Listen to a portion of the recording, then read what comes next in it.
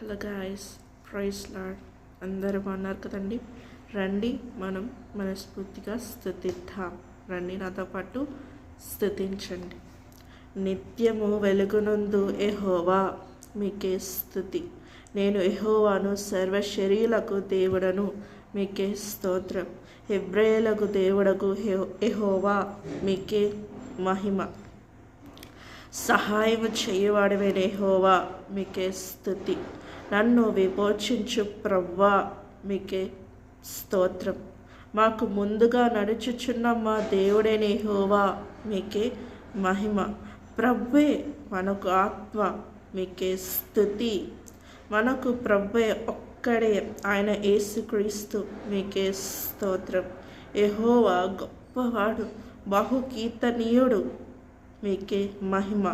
యెహోవా దయాళుడు, మీకే స్తుతి.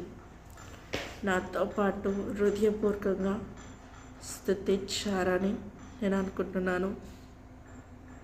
ప్రతి వీడియోలో ఎందుకు ఫస్ట్సార్లు చెప్తానంటే, మనస్ఫూర్తిగా స్తుతించండి, హృదయపూర్వకంగా స్తుతించండి అని ఎందుకు చెప్తానంటే,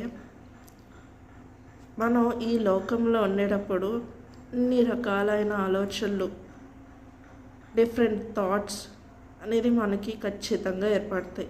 కానీ ఆ ఆలోచనతో మనం ప్రార్థన కానీ, స్తుతులు కానీ, కీర్తనలు కానీ ఆ విధంగా చేయకూడదు.